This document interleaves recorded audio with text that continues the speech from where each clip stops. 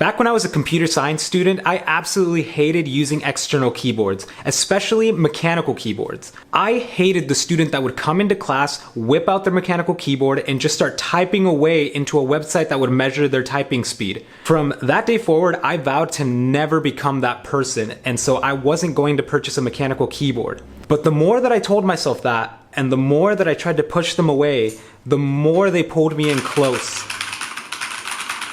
Long story short, I caved in and I ended up buying the Keychron K2 keyboard, which has now turned into my favorite keyboard to use. So the biggest factor in me purchasing the Keychron K2 keyboard was the fact that it was only $80. Mechanical keyboards are notoriously expensive and can range from anywhere between $100 to $200, especially if you want a very tricked out one that has a lot of RGB features and customized keys. So being able to pick it up for just $80 really eased that feeling inside of me that I was going to be purchasing something expensive that I might not end up liking and end up regretting in the end. I also have the choice of using it either wired connected to my computer or wirelessly through Bluetooth. I think this is fantastic because I am not good at charging my devices. I always forget to charge them, and then when I want to use them, they're not charged and I can't use them. So the fact that I can just use it wirelessly, and as soon as the battery dies, just connect it straight to my computer and be using it and charging it at the same time makes it super nice for me, so that I don't have to keep remembering to charge it. I can just charge it as I use it. On the topic of Bluetooth, I can connect this up to 3 devices at a time. So if I want to be using it on my laptop, my phone, or my iPad, I can easily switch between all 3.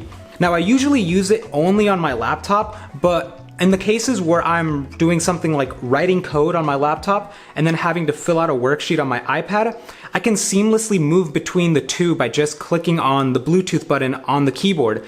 And it makes my workflow so much easier and so much nicer without a lot of hassle of having to switch between the two.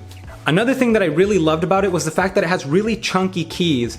Now, I like this in particular because I'm a Mac user and I use the earliest version of the Mac that had the kind of weird butterfly keys that were really tiny and had very little follow through when you clicked on them. And so I would often find myself mistyping things and just clicking the wrong key or clicking multiple keys at a time. And so having really chunky keys makes it easy to type for extended periods of time, and especially if you're trying to type fast, it makes it easy to type quickly without making a lot of mistakes. And finally, in terms of design, I love anything that is matte finish, and the finish on the keyboard actually reminded me a lot of a Nintendo DSi that I would use as a kid, and I had the matte black version. Maybe I can put up a picture right now. But I absolutely love the way that felt, and this gave me a lot of the same vibes as that, and so it's super nice to just take it out and to put it on my desk and start using it, and just the typing experience is super nice, and it makes me just love using it, and I look forward to typing, and I try to type as much as possible using the keyboard now because of how nice it is. So those are just a couple of reasons of why I now love mechanical keyboards, and in particular the Keychron K2. If you'd like to purchase your own Keychron K2, there will be an Amazon affiliate link in the description of the video. I will get a little bit of money if you decide to purchase it through that link, so I would really appreciate it if you do use that link.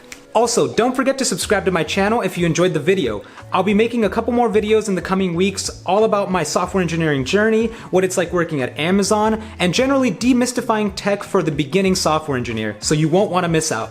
See you next time.